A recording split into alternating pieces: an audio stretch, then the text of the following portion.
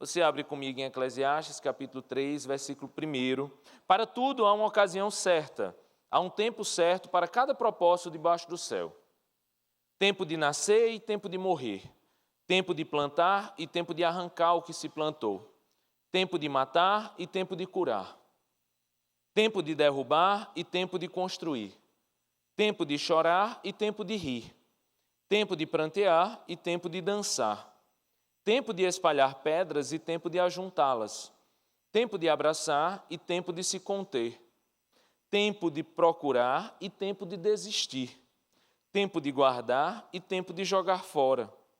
Tempo de rasgar e tempo de costurar. Tempo de calar e tempo de falar. Tempo de amar e tempo de odiar. Tempo de lutar e tempo de viver em paz. O que ganha o trabalhador com todo o seu esforço? Tenho visto o fardo que Deus impôs aos homens. Ele fez tudo apropriado ao seu tempo. Também pôs no coração do homem o anseio pela eternidade. Mesmo assim, ele não consegue compreender inteiramente o que Deus fez. Descobri que não há nada melhor para o homem do que ser feliz e praticar o bem enquanto vive. Descobri também que poder comer, beber e ser recompensado pelo seu trabalho é um presente de Deus. Sei que tudo o que Deus faz permanecerá para sempre. A isso nada se pode acrescentar e disso nada se pode tirar. Deus assim faz para que os homens o temam. Vamos orar? Senhor Jesus, louvado seja teu nome, ó Deus. Como é maravilhoso nos debruçar sobre a tua palavra, ó Deus, e ver quão maravilhosa é, quanta sabedoria ela tem para nós, Senhor. Abençoa nossas vidas, nos faz, ó Deus, entender, discernir os tempos e as estações, entender, ó Deus, o que tu queres para nós, que as escamas dos nossos olhos caiam, que as escamas dos nossos ouvidos caiam, Senhor, que possamos te enxergar, que possamos te ouvir e que possamos entender o que tu tens para nós nessa noite. É assim que nós te oramos e agradecemos em nome de Jesus. Amém. Gente, Eclesiastes, ele é um livro bem específico nas Escrituras, porque ele faz parte de um núcleo das Escrituras que fala o que chamamos de livros sapienciais ou livros de sabedoria, né? Então, Eclesiastes é um livro que nos traz muita sabedoria. E em meio à sabedoria de Eclesiastes, as pessoas interpretam aquilo que provavelmente, muito provavelmente, Salomão escreveu, interpretam muitas vezes com ares de pessimismo. O livro ele vai falar coisas, às vezes, que são meio difíceis de se escutar.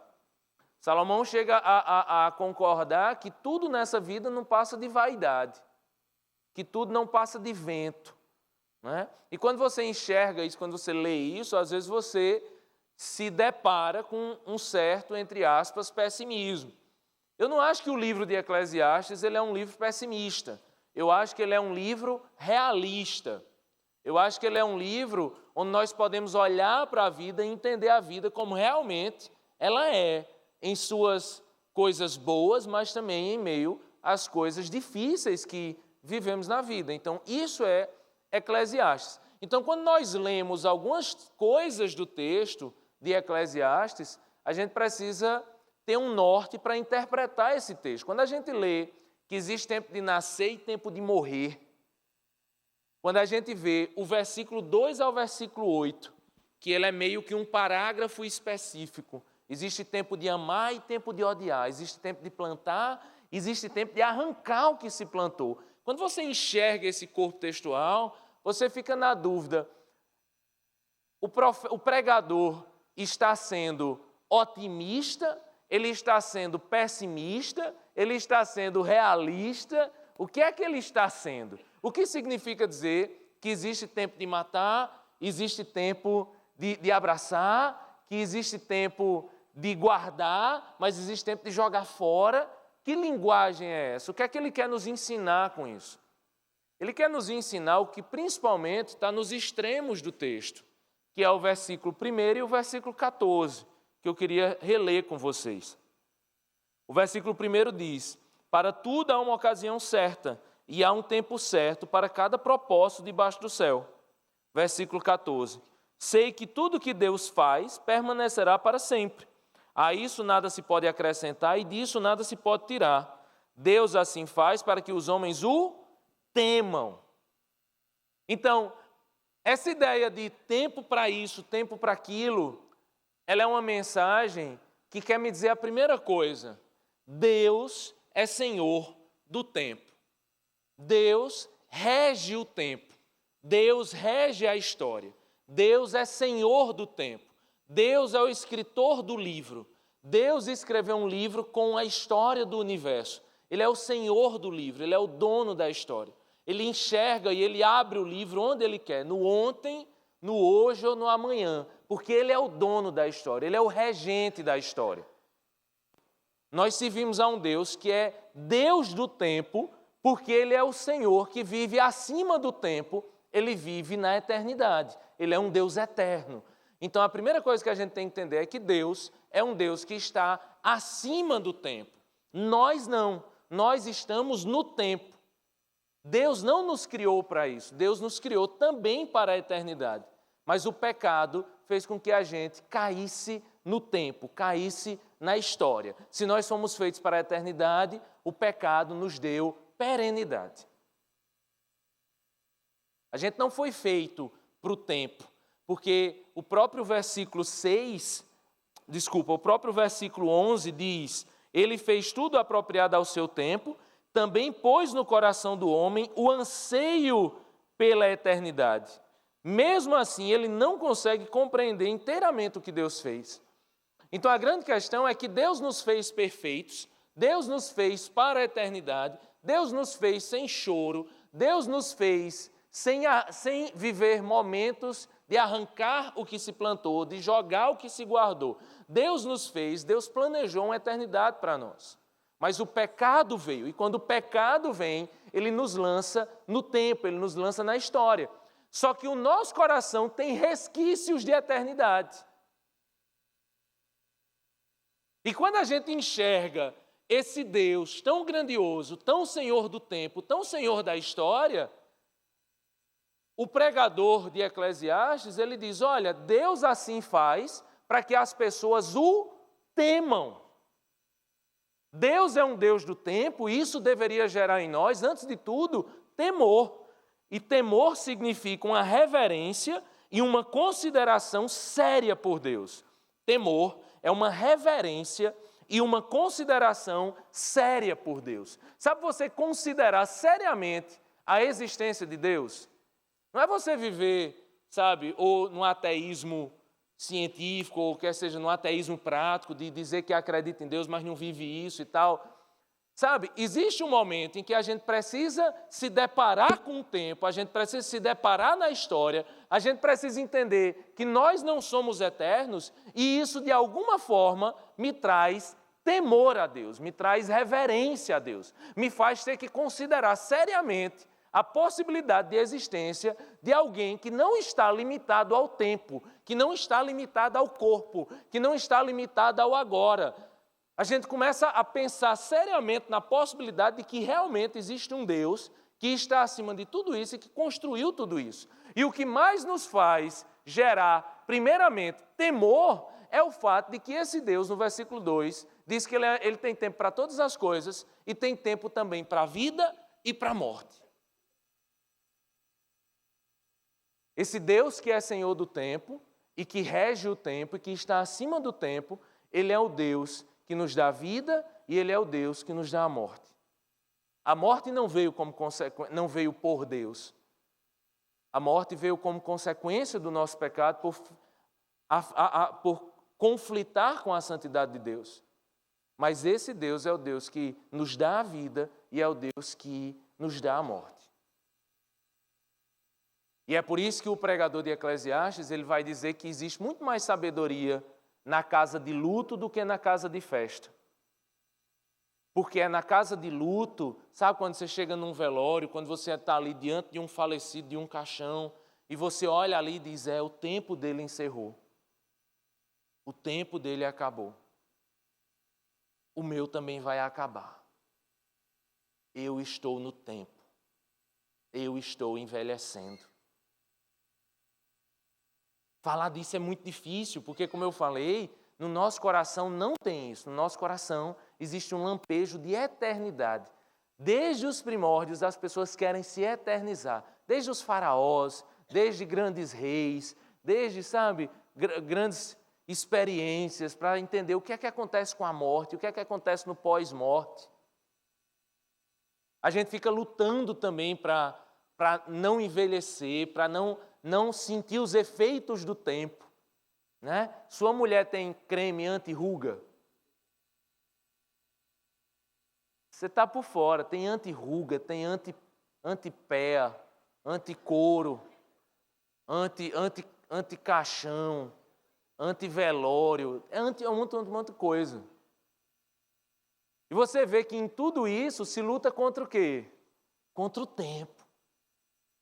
Um cara com muita boa vontade chegou para mim e fez: pastor, se eu ajeitar essa sua pálpebra, essas suas rugas, essa sua papada, esse seu bucho, você volta a ter 20 anos.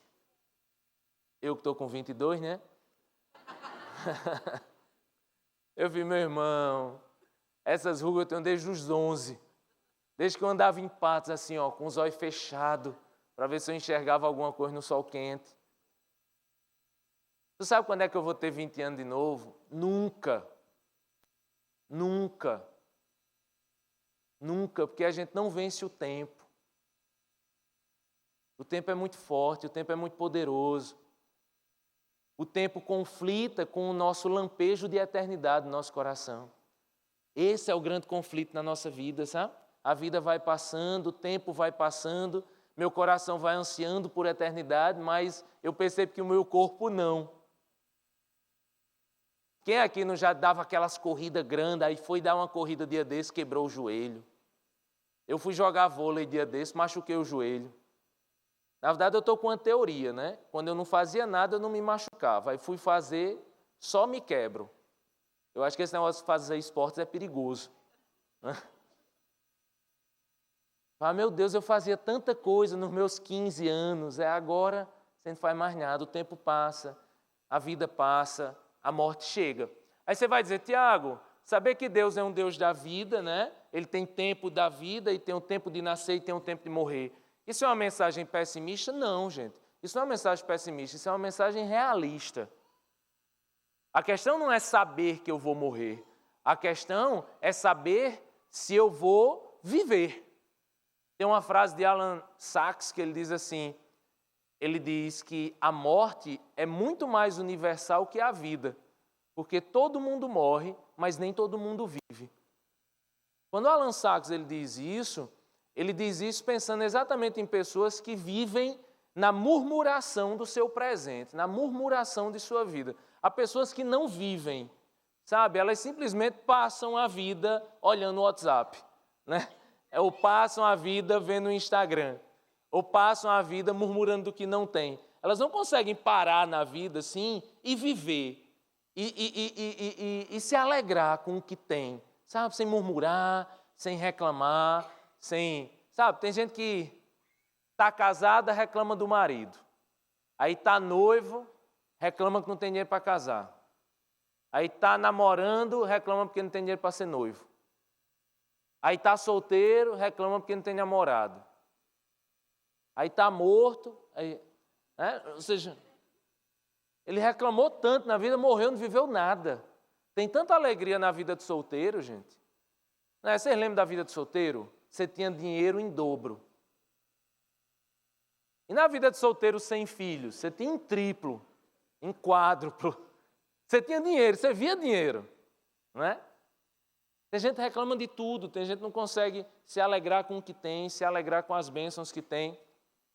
A vida nos presenteia com coisas tão maravilhosas, Deus nos presenteia com coisas tão maravilhosas.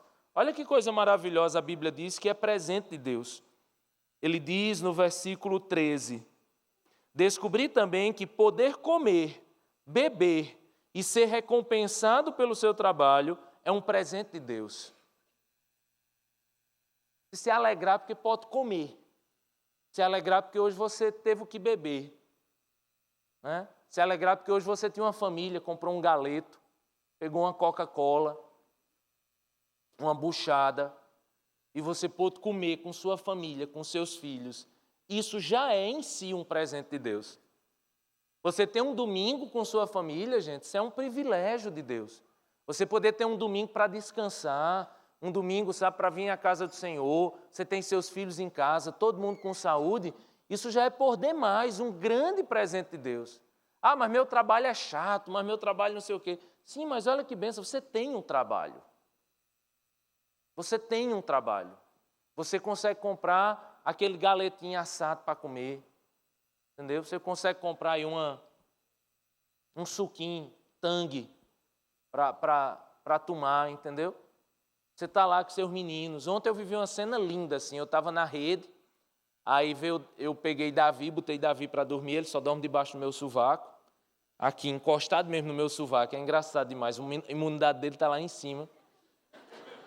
Aí Bela viu, aí fez, papai, eu quero dormir aí com o senhor.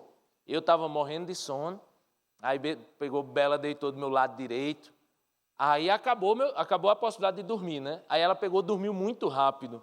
Aí ficou aquela coisa linda, eu no meio da rede, Davi no meu sovaco, Bela com as pernas em cima de mim, eu protegendo Davi para ela não chutar Davi, e eu fiquei assim, parado, todo torto. Aí chegou minha esposa, eu fiquei meia hora assim, aí chegou minha esposa e fez, amor, bota os meninos aí na cama, né, para você dormir, para você descansar. Eu fiz, o amor tá tão bom aqui. Sabe, você está lá, você não dorme, você todo torto, mas você está ali, ó, abraçado com seus filhos e tal. E isso já é um grande presente de Deus. Eu boto Davi naquele bebê conforto, né, que é conforto só para o bebê, né? Eu chamo de bebê desconforto. E aí você bota Davi aqui, né? O menino pesa 3 quilos, o bebê conforto 25. Aí você fica aqui, aí Bela faz, eu quero ir no braço também. Aí eu pego, boto ela aqui, aí sai assim. Minha esposa vai carregada também com a beleza dela. Vai lá levando a beleza dela. Aí eu faço, amor, tem condições um negócio desse? Ela faz, que foi, amor? Ela já fica, né? Você quer que eu pegue os meninos, né? Eu digo, amor, eu estou com um menino nesse braço, eu estou com outro menino nesse braço, e não tem nenhum no meu pescoço. Cadê o terceiro filho? Aí falei, você quer o terceiro? Eu faço, não, eu quero 4. Eu quero aquele que vai ficar segurando no meu bolso. Que você sai com 3 e um segurando no bolso. Que era como eu saía com meus pais, que tinha 3 filhos. Eu saía segurando no bolso do meu pai para não me perder. Eu faço, a minha mãe, eu disse isso para minha mãe hoje, ela fez, você nasceu para ser pai mesmo. Eu fiz, mãe, tem coisa mais maravilhosa do que isso? Do que família, do que ter sua casa, do que... Sabe, você sabe, filho não se conta o quanto de dinheiro que se gasta com um filho. Mas também não se mensura a riqueza que é ter um filho. Então, essa é a grande alegria de Deus. Essas são as grandes alegrias que nós temos. Esse é o grande presente de Deus para nós. Ter uma casa, ter um pai, ter uma mãe, ter amigos, ter uma igreja. Isso são grandes presentes de Deus. O problema é que muitas vezes a nossa vida passa e nós não vivemos. E não vivemos porque você passou o domingo que você podia estar com sua família, você passou no WhatsApp resolvendo os problemas da segunda. O domingo que você podia estar descansando, você estava trabalhando. O domingo que você podia estar dedicado a você, a Deus, a sua casa, você estava preocupado com os problemas de daqui a 2, 3 anos. A vida se vive hoje, gente. A vida se vive no presente, se vive no agora. E quando a gente vive essa vida de forma responsável, veja, saber que há o tempo da morte não me traz tristeza. Saber que existe o tempo da morte é para nos trazer sabedoria, temor a Deus, para que a gente viva esse período que nós temos, que nós chamamos de vida. No meu livro, eu sempre quis dizer isso, no meu livro eu escrevi, estou brincando, mas é porque o livro Selfie é sobre Eclesiastes, e eu botei uma citação aqui que eu gosto muito, é do Harold Kushner, que ele diz assim, não tenho medo da morte, vê só, não tenho medo da morte, porque sinto que vivi, amei e fui amado. Fui desafiado em minha vida pessoal e profissional. e consegui, se não um desempenho perfeito, pelo menos qualificável. E talvez um pouco mais que isso. Deixei minha marca nas pessoas e cheguei a um ponto da vida em que não preciso me preocupar mais com essa marca. Sou capaz de olhar para o último ato de minha vida, tenha ela a duração que tiver, com certeza de que, finalmente, aprendi quem sou e como devo conduzir a vida. Ando sem medo pelo vale das sombras, não apenas porque Deus está comigo, mas porque Ele me trouxe até aqui. Não há jeito de evitar a morte. Não há jeito de evitar a morte. Mas a única cura para o medo da morte é o sentimento de ter vivido. Que livro, viu? Meu Deus. Quem escreveu, hein? Cara lá de Patos, né? Não tem forma de você vencer o medo da morte se não há certeza de que você viveu. Você viveu e você aproveitou a última gota de vida que Deus lhe deu. O último minuto que Deus lhe deu, todos os minutos, todos os momentos que Deus lhe deu foram vividos em toda a sua humanidade. E eu falo isso porque saber que Deus tem tempo para todas as coisas também nos faz entender o que diz no versículo 4, que há tempo de chorar e há tempo de rir, há tempo de prantear e há tempo de dançar. O interessante no versículo 4 é porque o choro é algo privado, o pranto é algo público, o riso é algo privado, a dança é algo público, aqui no texto. Então, o que o pregador quer dizer é que Deus é o Deus da vida e o Deus que é o Deus do tempo da vida e da morte, do nascer e do morrer. E esse mesmo Deus é o que nos acompanha nos momentos de rir e nos momentos de chorar. Nos momentos de até chorar publicamente, como é o pranto, e nos momentos de rir publicamente, como é a festa, como é a dança. Nós, em nossa humanidade, nós vivemos momentos de alegria e momentos de tristeza, momentos de pranto e momentos de dança. Essa roda gigante é a vida e disso nós não escapamos.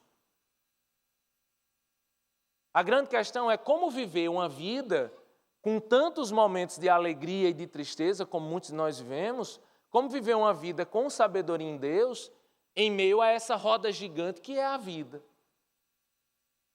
De coisas impensadas, de coisas não planejadas, de coisas que não esperávamos. Nesses dias, um amigo meu recebeu um telefonema, ganhou um prêmio de 25 mil reais. Mas também existem pessoas que foram surpreendidas por diagnósticos difíceis de doença. Nenhuma das coisas nós esperávamos. Como lidar com essas situações tão difíceis na vida? A primeira coisa é que, nos momentos de alegria, existe tempo para rir. E rir é maravilhoso, gente. Eu gosto muito do livro chamado O Nome da Rosa, que é de Humberto Eco, né? E ele fala um pouco sobre o humor na igreja. Eu sou meio contra essas coisas, né? Mas eu acho que existe uma ideia de que viver cristianismo é necessariamente viver uma vida triste, né? Viver aquela pessoa carrancuda, aquela pessoa que parece que chupou limão o dia todo, sabe? Eu não tenho outra metáfora para isso, sei lá, comeu alho, não sei, é uma pessoa mal amada, entendeu? Parece que é corintiano, alguma coisa assim. E aí, essa pessoa tem Jesus, essa pessoa tem uma família, essa pessoa tem saúde, mas ela não ri, ela não se alegra. E ela não se alegra, às vezes, por pura religiosidade, mas às vezes por murmuração. Porque ela está sempre esperando o momento em que ela será feliz. Sabe, aquele momento lá na frente que nunca chega. Para mim isso é pecado, para mim é você não ser grato com as bênçãos que Deus nos dá, você não ri nos momentos em que você pode rir, às vezes é ingratidão a Deus. Agora tem outra coisa também, tem um momento em que você devia estar chorando, mas você está rindo. Tem gente que devia estar rindo, mas está chorando. Tem gente que devia estar chorando, mas está rindo. primeiro caso disso, o próprio apóstolo Tiago, ele diz: transforme o vosso riso em pranto e a vossa alegria em tristeza. Pecadores, convertam seus corações. Às vezes a pessoa está em pecado e está rindo como se a vida fosse isso mesmo. Não ria de adultério, não ria de mentira, não ria dessas coisas. Tenha reverência diante do Deus que tem tempo para todas as coisas. Mas eu vivi uma coisa há alguns dias bem interessante sobre isso, né? Nessa vida pastoral, é uma vida muito difícil, principalmente para a gente que vive dupla vocação, né? A gente é bivocacionado, a gente trabalha de segunda a sexta e ainda tem um ministério pastoral no final de semana. E eu cheguei a ter crises, né, de burnout, de estresse, de ansiedade. E conversando com uma amiga minha que é psicóloga, uma conhecida, na verdade, em uma conversa assim, foi muito interessante, porque ela disse assim para mim: Tiago, você precisa chorar. Aí, hoje está repreendido. Queima, Satanás. Né? Amarrado em nome de Jesus, chorar. Eu sou alegre, eu vou sorrir. Aí ela disse: Tiago, existem momentos que você precisa chorar. Né? E eu descobri que eu estava meio querendo ser um super-herói, assim, sabe? Aquele cara que você podia chegar com um problema que fosse, eu ia absorver isso, ia dizer: Deus vai te abençoar, amado irmão. Deus vai te dar a vitória, né? Deus vai trazer cura. E eu acabava absorvendo tudo isso, mas não externava essas coisas. Eu não entendi quando ela disse que eu precisava chorar, mas eu entendi que eu precisava chorar mais, até porque eu sempre fui chorão. E eu estava extremamente frio. E aí eu já contei essa história, mas não contei essa parte. E no dia 17 de fevereiro eu estava aqui no culto, né? Esperando o momento de acabar o culto para levar minha esposa na maternidade, ia ter cesárea, né? Nosso filho Davi ia nascer. E eu soube e recebi a notícia do falecimento da minha tia. E foi muito interessante, porque em condições anteriores, eu teria recebido essa notícia assim: Deus sabe todas as coisas. Né? Deus tem tempo para tudo, de nascer e de morrer. E eu teria trancado essa emoção. Era assim que eu estava vivendo a vida, né? E foi muito interessante porque na mesma hora, a conversa com essa conhecida foi 2 dias antes. Na mesma hora eu olhei para minha esposa e disse: minha tia faleceu e eu vou chorar. E eu comecei a chorar, gente. Não foi um choro, segundo o texto de Eclesiastes, foi um pranto, porque foi público aqui. E o engraçado, assim, se é que pode ter algo engraçado nisso, é que pastor Sérgio estava metendo a cajadada aqui, falando de adultério, falando de pecado. E eu ali morrendo de chorar. E acho que o povo olhava e dizia: ei, pastor Tiago, velho aí, ó. Só a graça. Né? Isso foi uma das coisas que antes de eu começar a chorar, eu falei: rapaz, não posso chorar aqui não. Não posso chorar aqui na igreja não. Só que é como se eu tivesse tão pesado já, sabe? Que eu chorei sem me importar aí com o que é que as pessoas iam pensar. Chorei para botar para fora, mas chorei principalmente porque sou gente, porque sou humano. E me trouxe muito à memória o texto de Jesus, quando a Bíblia diz que Jesus chorou. Né? Jesus, quando ali no momento da morte do seu amigo, ele chorou. No Getsemane, ele expôs ali toda a sua angústia, até o ponto de dizer: Senhor, se possível, passa de mim esse cálice. Jesus, mesmo sendo Deus, viveu a plenitude da sua humanidade. Nós, sendo totalmente humanos, queremos viver uma falsa divindade. E nessa humanidade que nós devemos viver, sabendo que existe tempo de nascer e tempo de morrer, a gente precisa ser gente. E ser gente é rir nos momentos de rir e é chorar nos momentos de chorar. É se permitir viver, é se permitir sofrer, é se permitir entender que existe tempo para todas as coisas, até mesmo para a lágrima. E é bênção quando elas vêm. E é bênção quando nós as expressamos e quando nós as sentimos. É bênção isso. Há tempo de lágrima, mas há um Deus que nos consola. Tudo isso que eu falo, gente, é o que tem que nos trazer muito temor, porque a gente sabe que Deus é o Deus do tempo. Deus é o Senhor de todas as coisas e a gente tem que ter reverência diante dEle. E saber que Ele é dono do nascer e do morrer me dá temor e me dá a necessidade de considerar seriamente viver uma vida para Deus. A segunda coisa que saber que Deus é o tempo gera em mim e em nós é humildade. A primeira coisa que ele gera é temor, a segunda coisa que ele gera é humildade. Eu queria ler uns versículos aqui, que são versículos que nos levam a muita humildade. A parte B do versículo 2 diz assim: existe tempo de plantar e tempo de arrancar o que se plantou.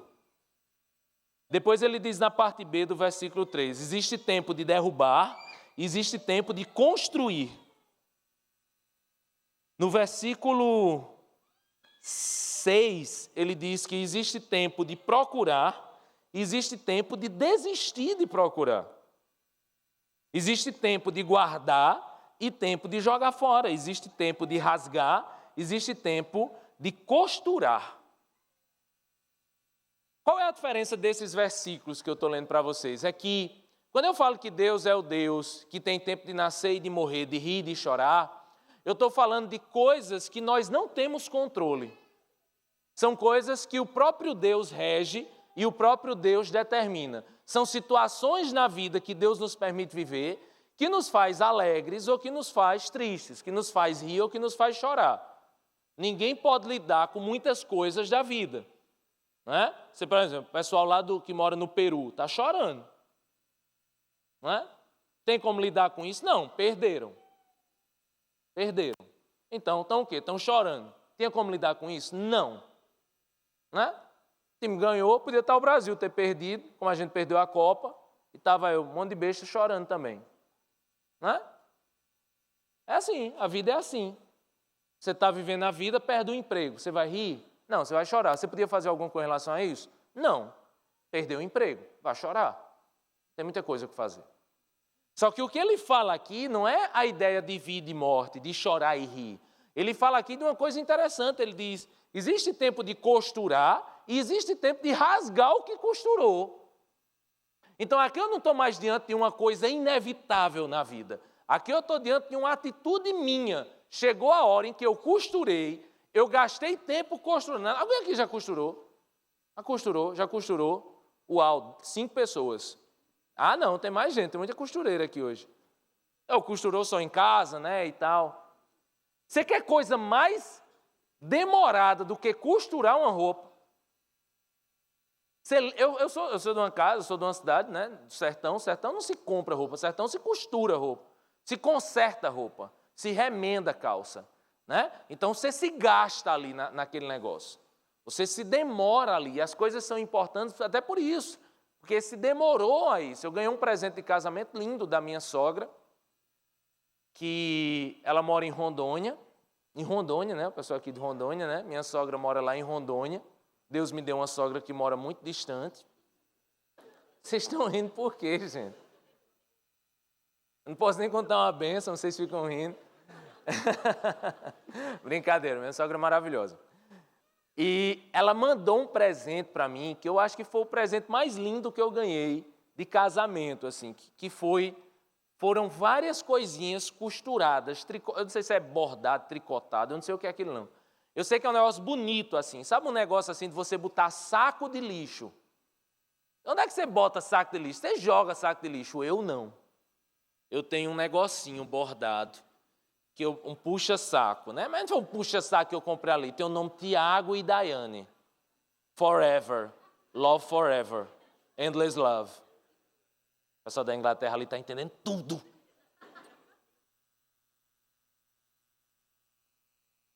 O vaso sanitário lá de casa é verdinho branco, com uns bordadinhos assim caindo, com o nome Tiago e Daiane. Eu não acho que era o lugar para ter Tiago e Daiane.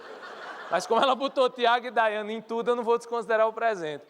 Mas vê que coisa linda, né? Eu tenho outros negócios de botar papel higiênico e tal, mas nada é tão valioso do que isso. Porque, sabe, ali existiu a coisa mais valiosa que alguém pode dar a você, que é dinheiro, não, é tempo. Houve tempo ali naquela costura. Então, quando o pregador de Eclesiastes, ele fala que existe tempo de costurar, mas também existe tempo de rasgar o que se costurou, aí eu não entendo. Aí é uma situação por demais difícil de entender. Ele diz que existe tempo de plantar e existe tempo, não de colher, tempo de arrancar o que se plantou. Entender que Salomão nunca tinha costurado, beleza, mas entender que ele nunca tinha plantado, para ele dizer que você vai plantar algo e você vai arrancar o que plantou. Quem é que planta algo, gente, se demora ali em preparar a terra, em jogar a semente, em regar a terra? Quem é que se demora tanto aí se depois arranca isso? Ele diz que existe tempo de procurar as coisas, mas existe tempo de desistir de procurar essas coisas.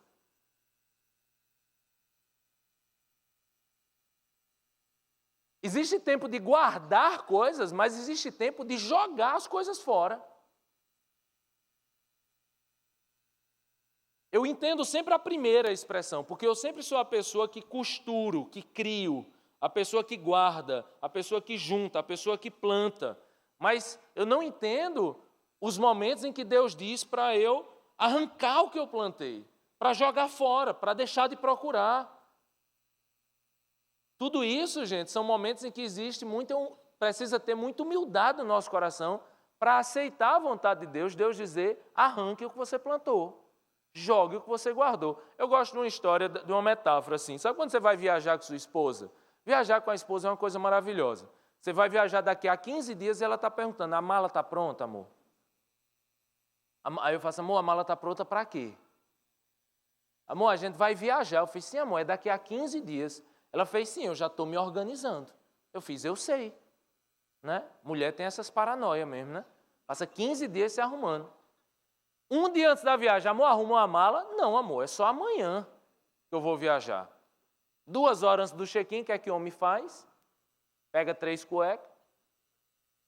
3 já vira 6, se emborcar. Né? É lógico que eu não faço isso, né, gente? Porque minha esposa já botou mais 3 lá, eu sempre sei. Você pega 3 cuecas, você pega 2 camisas, 3 calças, fecha a mala, ora e vai. Aí tá lá você com uma mochila nas costas. Vai para onde? Para a Espanha. Né? Você com sua mochila nas costas. Aí chega a sua mulher.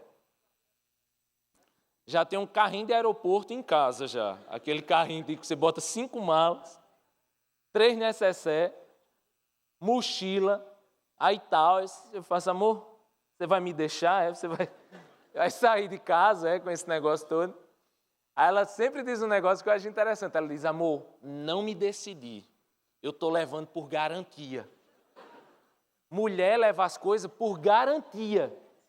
Né? É uma garantia muito interessante, porque a gente guarda as coisas numa sensação de que a gente vai conseguir dominar as intempéries da vida, entendeu? Você leva roupa de frio, mas se fizer calor, você já tem. Você leva roupa de calor, mas se fizer frio, você já tem. Ou seja, o tempo não me domina. Eu sou senhor do tempo, né? Guardar as coisas é assim. Eu estou vivendo uma fase agora interessante. Eu virei sócio da OLX e eu estou vendendo tudo, meu amigo, me desapegando de tudo. Eu cheguei na minha biblioteca, gente, é brincadeira o sócio, tá? Só para você dizer, pastor rico e tal. Tem que explicar essas coisas. Dia desse bateram no meu carro, eu estava andando com o carro da seguradora e tinha que explicar para todo mundo. Carro novo, né, pastor? Meu irmão, bateu o carro, estou com o carro da seguradora, sou pobre, tá? Pastor não pode dizer muita coisa não, senão... Eu olhei assim para a minha biblioteca, gente, eu fiz, meu Deus do céu, olha o tanto de livro que eu tenho aqui. Mas eu tenho muito livro, gente, muito livro. E eu fui olhar os livros, eu fiz, deixa eu pegar os livros que eu já li e nunca mais lerei. Porque não é um livro assim de consulta, é um livro que eu li e pronto. Entendeu? Deixa eu vender esse livro aqui. Vai sair amanhã no meu Instagram, tá? Quem quiser comprar, aí tá lá. Gente, eu separei de 50 a 60 livros que eu guardei. Eu já me mudei 3 vezes, que eu sou quase um cigano aqui em João Pessoa. Eu já me mudei 3 vezes carregando 60 livros. Para quê, meu Deus do céu? Para onde, meu Deus do céu? Aí para quê? Vai que um dia eu quero ler de novo.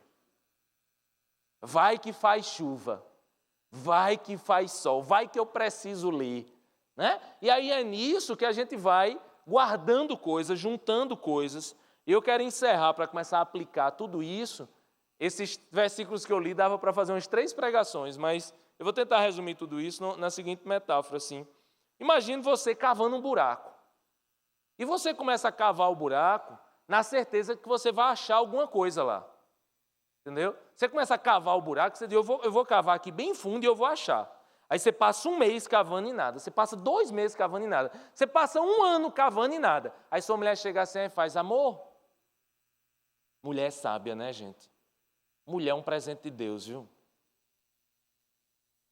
Amor, você vai continuar cavando? Aí o homem, normalmente, com muito carinho, faz, vou, por quê? Você não está vendo aqui que eu estou quase chegando? Cheio de terra já, incomodando as coisas, né? Você está lá, vou cavar mais. Aí cava mais, não acha nada. Só que chega uma hora que você começa a entender que não adianta cavar. Só que o nosso orgulho diz o quê? Mas já cavei tanto, eu vou desistir? Aí Deus faz, meu filho, enterra esse buraco, senão você vai cair nele. E aí você faz, mas eu já cavei tanto, já passei tanto tempo. Foi muito difícil para mim largar o direito. Eu fiz 5 anos de graduação, depois fiz 2 anos de mestrado. Aí quando terminei o mestrado, Deus diz assim, vá trabalhar com educação. Aí eu disse, Deus, por que o Senhor não me disse isso 7 anos atrás? Eu teria feito pedagogia, teria já seguido no caminho. Precisava dizer agora, né? E a coisa mais difícil é jogar 7 anos para trás. É cavar e saber que você só cavou. Uma vez eu vi uma história que sempre eu guardo na minha cabeça, assim, quando eu tomo algumas decisões. Eu vi uma vez um jovem falando de que a vida é assim, tem 2 caminhos, A e B. Você não sabe qual é o caminho certo. Você vai pelo caminho B. Você passa 3 anos andando no caminho B. Quando você passa 3 anos andando no caminho B, você percebe que era o caminho errado. Você tem 2 opções. Ou você, por orgulho, diz assim, eu vou continuar aqui e vou fazer dar certo. Mesmo sabendo que não vai. Mas só para não dar a cara e dizer que errou. Isso é uma atitude de orgulho.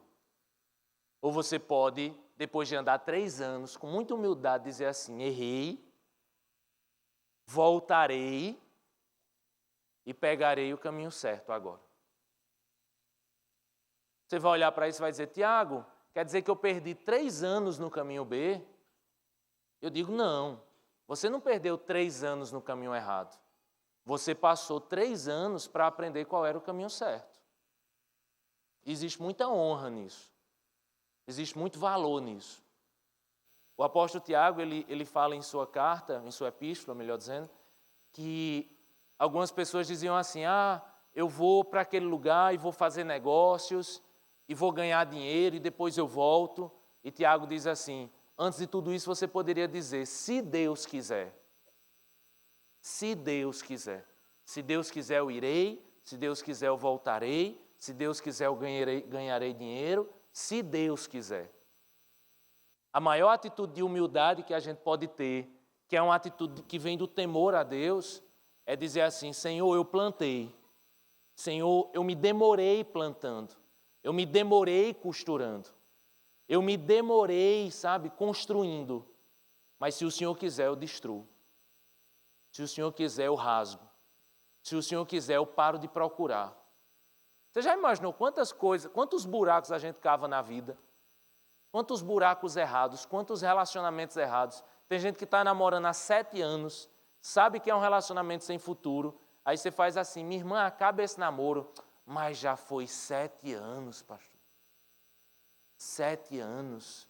Eu faço 7 anos, não é nada, se comparado ao resto da vida. Destrua esse negócio, rasga esse negócio, acaba esse negócio. A gente está no emprego, tem gente que está no emprego, não é um emprego bom, não glorifica a Deus e tal. Mas já passei tanto tempo, eu já ganhei tanta coisa. Mas não glorifica a Deus. Tem tempo de plantar, mas tem tempo de arrancar também. E para isso a gente precisa dizer, Deus, se o Senhor quiser, eu arranco. Olha que expressão difícil de dizer. Se o Senhor quiser, eu rasgo o que eu costurei. Se o Senhor quiser, eu largo 7 anos da minha vida e vou viver o que o Senhor tem para mim. Se o Senhor quiser, eu arranco isso que eu demorei tanto plantando. Porque não adianta plantar e não dar frutos. Por fim, gente, se entender que Deus é o Deus do tempo, me dá temor, ponto 1.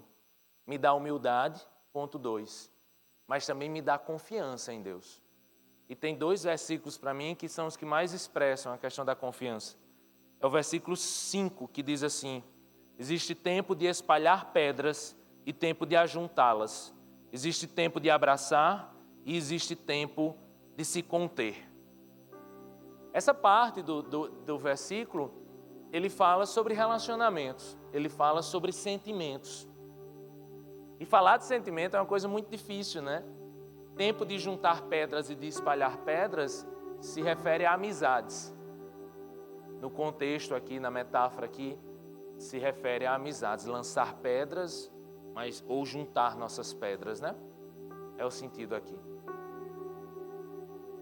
A vida é uma vida meio estranha às vezes. O realismo de Eclesiastes, às vezes, nos gera um impacto. E saber que existe tempo de estar junto, mas existe tempo de se separar, existe tempo que não é mais o meu emprego que eu vou deixar, mas são sentimentos, são pessoas que vão passar. Tudo isso é muito difícil, gente. A vida é uma vida muito difícil. O pregador em Eclesiastes 9, ele diz, no versículo 11, percebi ainda outra coisa debaixo do sol. Os velozes nem sempre vencem a corrida. Os fortes nem sempre triunfam na guerra. Os sábios nem sempre têm comida. Os prudentes nem sempre são ricos. Os instruídos nem sempre têm prestígio, pois o tempo e o acaso afetam a todos. Nós estamos aqui submissos ao tempo e ao acaso. Nem sempre você vai ser o mais veloz, você vai ganhar. Nem sempre você vai ser o mais forte e você vai vencer.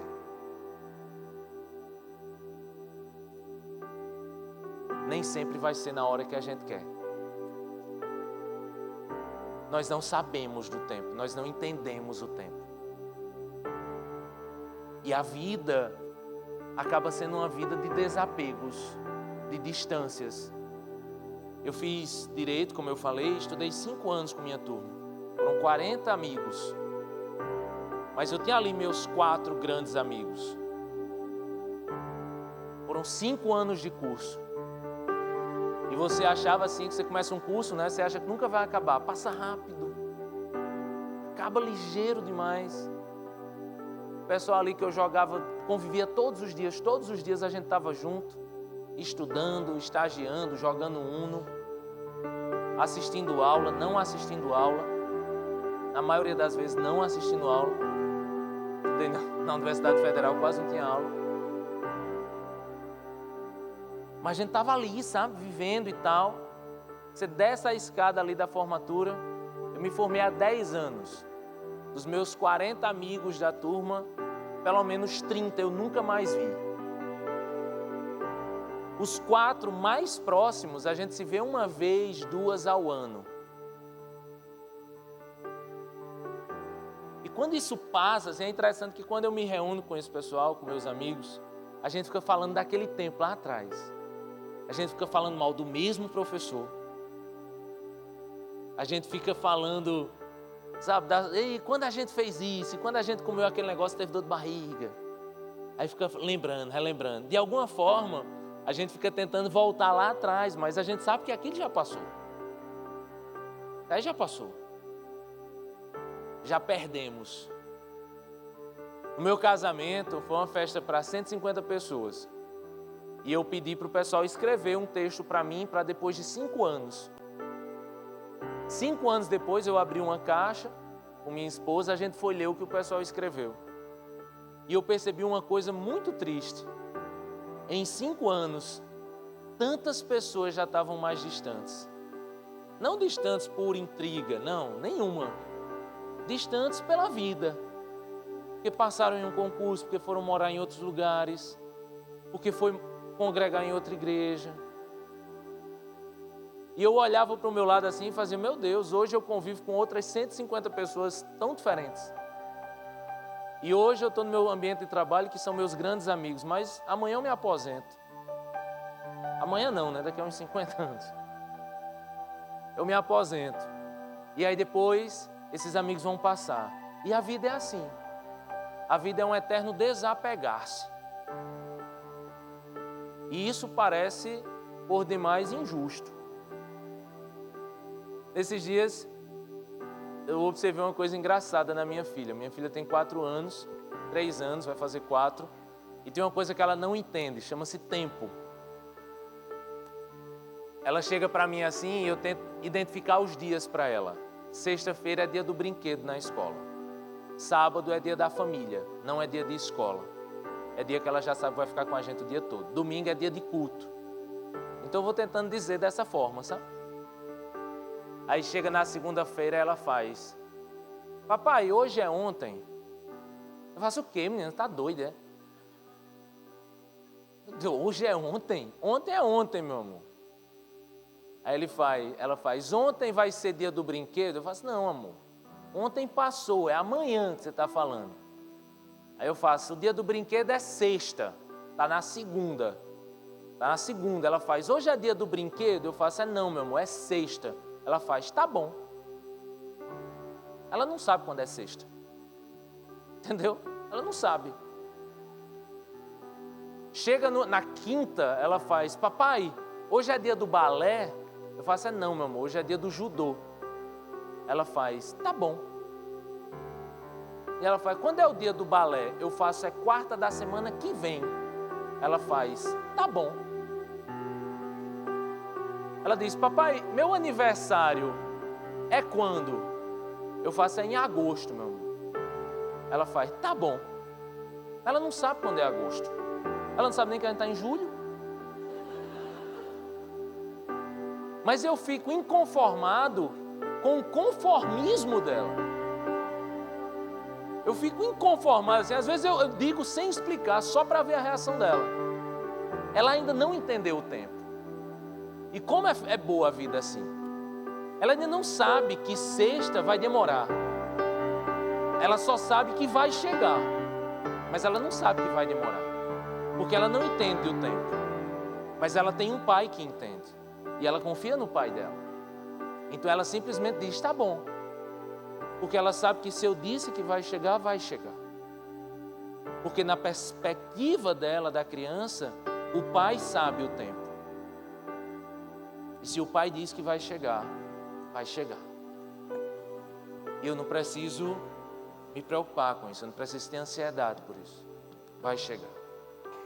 Eu não entendo o tempo, mas o pai entende o tempo.